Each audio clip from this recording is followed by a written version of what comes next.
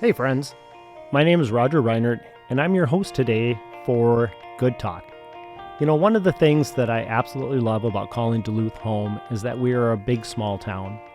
And there are all sorts of things that happen all around us every day that we know something about, but we don't know a lot about. And so the goal of our podcast is to delve more deeply into those topics. The services, the people, the events, the activities that make this such an amazing place to live, work, and call home.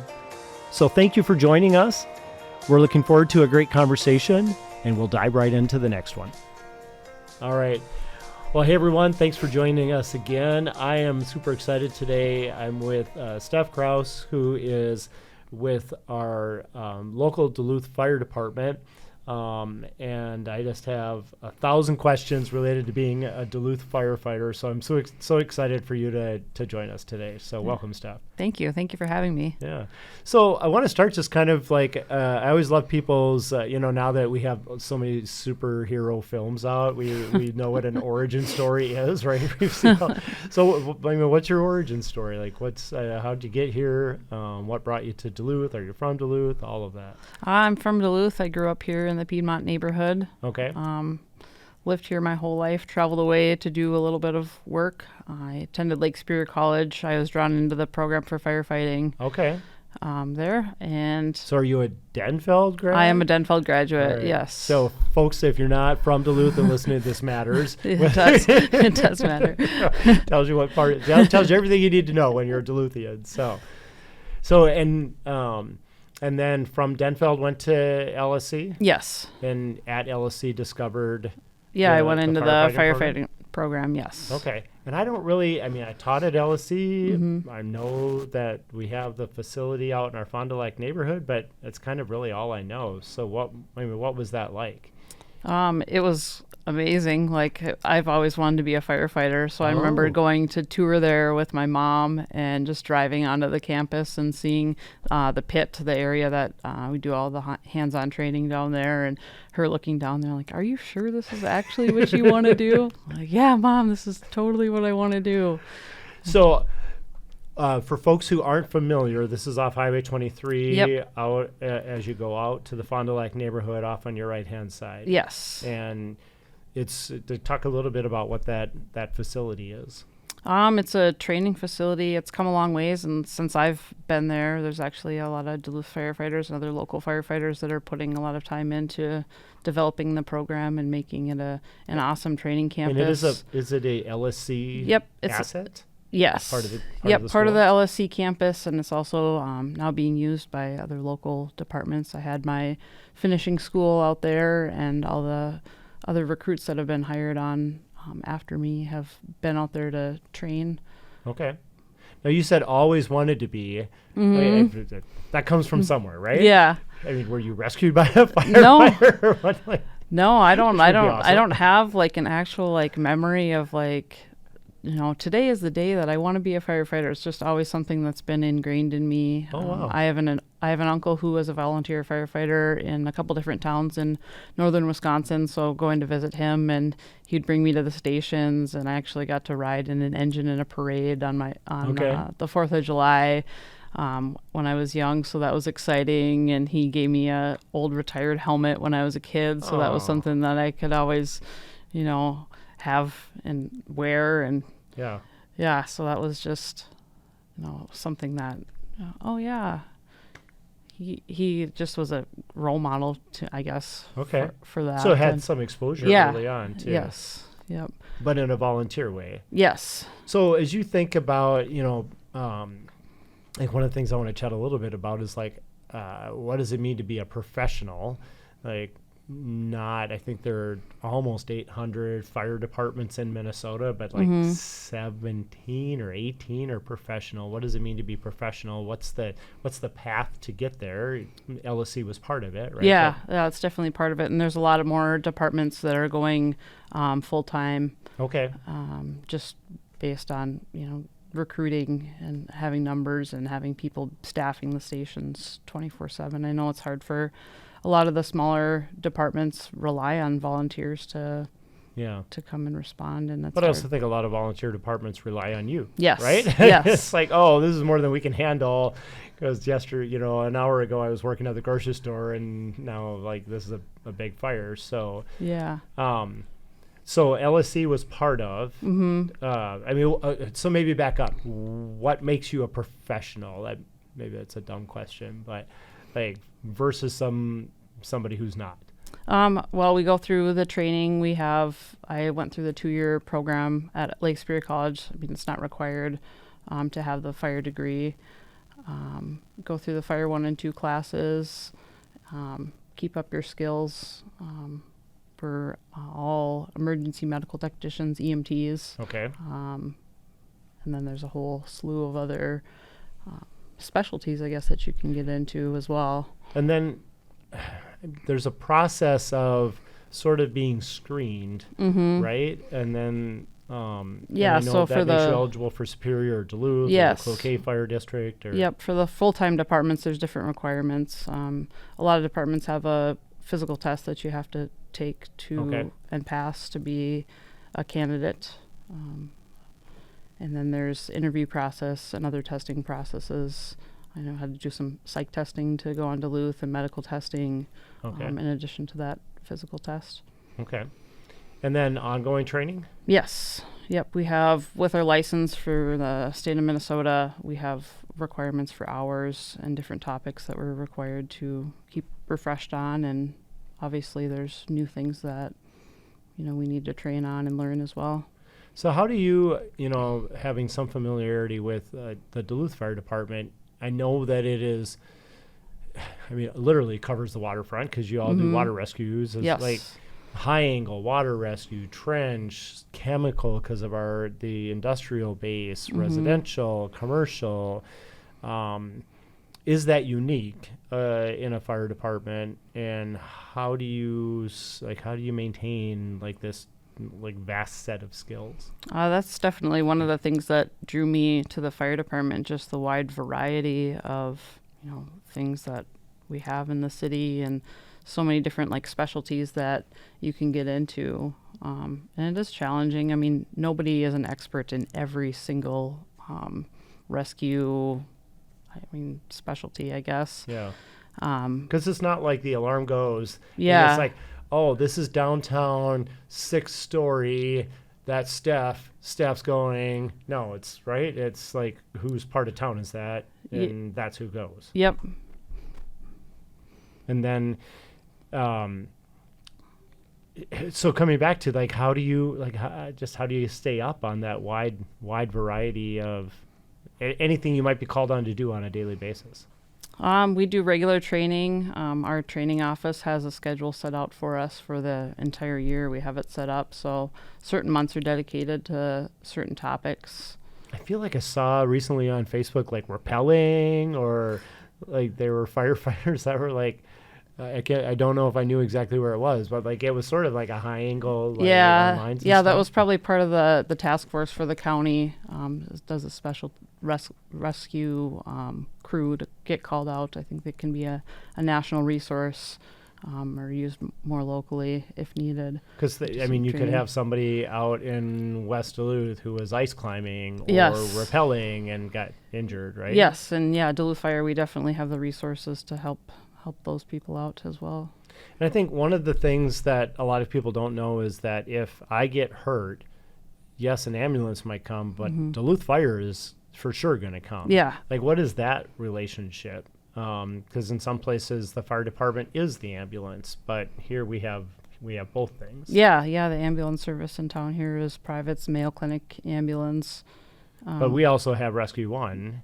Yes. Firefighters are also going to come as first responders. Yeah, right? So when someone dials 911 for a medical emergency, the fire department and the ambulance crew is dispatched out, and we respond and help in any way that we can. So being trained also not just in firefighting, but you mentioned earlier, probably CPR and yes, as EMTs. Yep. We're all EMTs, so every firefighter. Yep. Is an EMT. Yes. Oh wow. Yeah. Okay. So And we've got a handful that are paramedics as well that hold their paramedic certification. you really have to have like a super wide set of skills. And is that unique for our department, or is that really like, oh, that's what it is to be a professional firefighter, a full-time person? Yeah, for the most part, departments are firefighters and EMTs as well.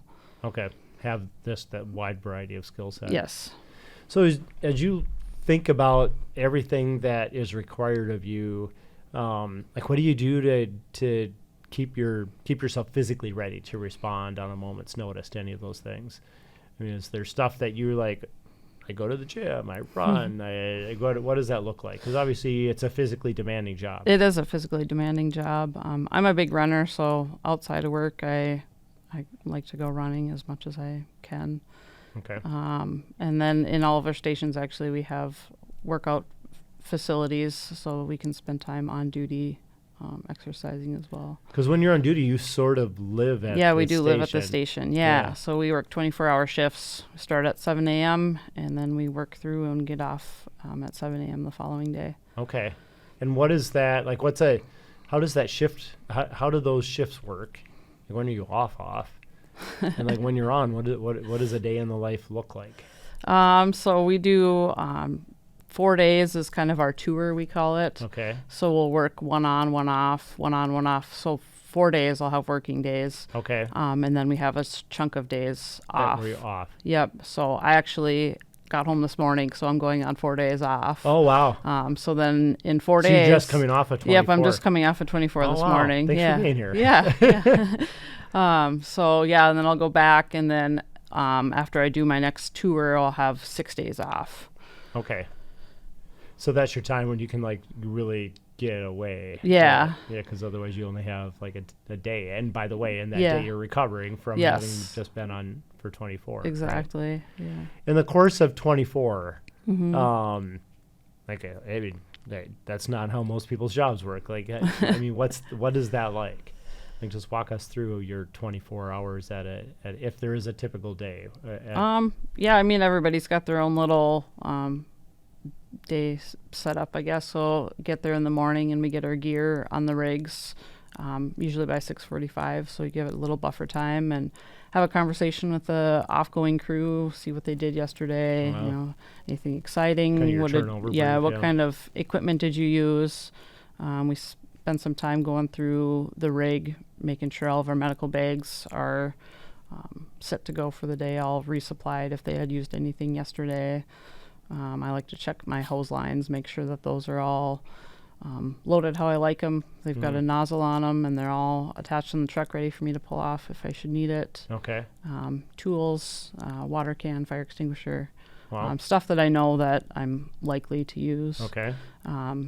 Do that every day, and then at the beginning of our tours, we'll do a little bit more extensive check. We'll start up our power saws and power fans.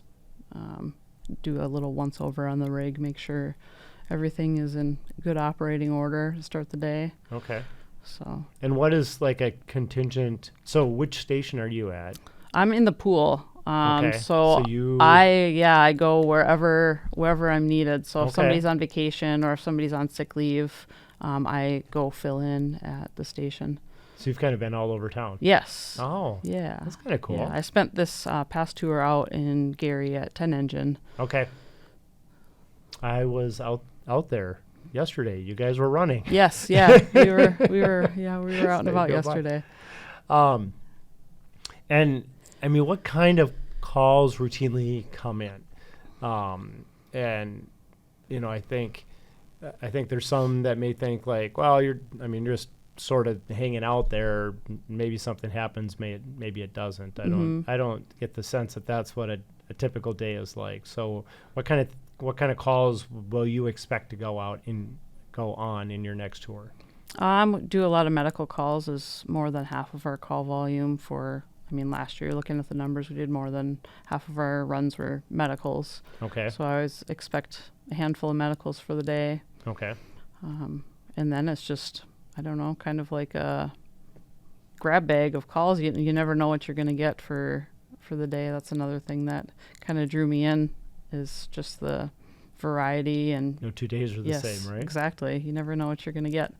So that leads me to another question I had. I mean, how do you? We talked physical preparation, but what about I mean, I'm just like, oh gosh, you show up at the start of your tour and you're like, I have no idea what's going to happen today, but I need to be mentally prepared for it, as well as, my brother is in emergency medicine, and he will casually talk about things, and I'll be like, oh, I have too much, I couldn't do it. Yeah. But you have to be prepared, not just for the variety of things that might come in, but you're going to be interacting with people that are in not great situations. Like, how do you mentally prepare for that? I mean, running and staying physically active is huge for me to keep my mental game in check too. Okay.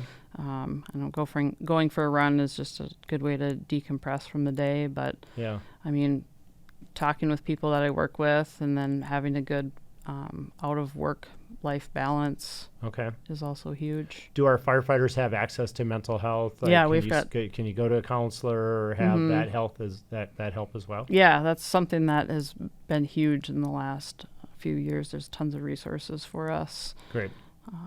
To go in and get counseling if we I always think that's like choice. A benefit of COVID is I think we're still not there, but in terms of society, we finally seem to mental health is health. It's like that's something that we should be thoughtful of as well. So yeah, and I mean, there's tons of statistics out there that firefighters are more susceptible to PTSD and all these long-term mental health things just from all the compacted things that we see on a day-to-day basis. Yeah, you're sort of like, crisis. Yes. Right? Yeah. One kind of related to health. I know that the Local 101, the shirt you have on, has been involved with a documentary called Burned, related to something called PFAS. And I was wondering if you could just talk a little bit about what is PFAS and why do firefighters care about it, and what was the promotion of what was the hope of promoting this Burned documentary? Yeah, so PFAS is forever chemicals. They're called. They're manufactured chemicals, and they are used in manufacturing, or they're on our turnout gear. Turnout gear is the big firefighting gear that we wear to keep us safe. So everything you put on. Everything we put on when we go to a fire call. Yep, they're treated with these forever chemicals to help protect us from fire and water, keep us dry, and then protect us from hazardous chemicals as well. But then it turns out that it is causing cancer in the people who are wearing them. They're firefighters, yes. Right? Yeah. And some belief that maybe even in the people that you closely associate with, because they're forever. Yes. So is the hope, I mean, obviously very concerning when we're asking people to go out and serve on our behalf, and then it's exposing them to this additional risk. And I feel like at some time I was aware that in many of the things that burn, you also have toxic chemicals being released that you're being exposed to as well. Yeah, exactly. So on top of just chemicals that we're going to encounter in a structure fire, car fire, anything like that. Those things are causing us cancer, but now you have these things that are really close to your person. We found out that our gear that we wear to keep us safe from or minimize our exposure to those chemicals, what we're wearing is also causing us. So is the hope from having helped support the awareness of the documentary, what is the hope of coming out of that? Just the hope is getting more traction in the community, getting more people aware of what we're experiencing, just that these PFAS are a thing, that they're on our gear, and it's something that we wear every single day. And it's not just wearing it. I mean, they don't really know how we're exactly getting these into our body. It's just from touching it, or is it from wearing it or breathing it or heat? Yeah. So, and I think I heard recently that 3M is one of the makers. They're on a path to get rid of by X date. I mean, it was several years, so that was a little bit discouraging.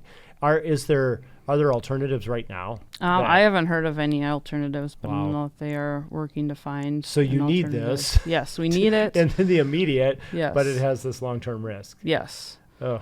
So in the meantime, I mean, we've kind of been advised to only wear the gear when we absolutely need it. To only wear it on the calls that we are going to be needing that level Sure. of protection. Yeah. And then when you're done wearing it or done touching it, wash your hands. Yep. We also are fortunate enough to have 2 sets of gear. So if we go to a fire call and we come back to the station, we need to wash our gear. Okay. So we have special gear washers at all the stations that we can wash our turnout gear. So we're able to wash that, and then we have another set of gear in our locker that we can put into service to be ready. Yeah. And did I have that? It's called Burned, right? Yes. So if people didn't get a chance to see it at Zeitgeist, probably out online somewhere that.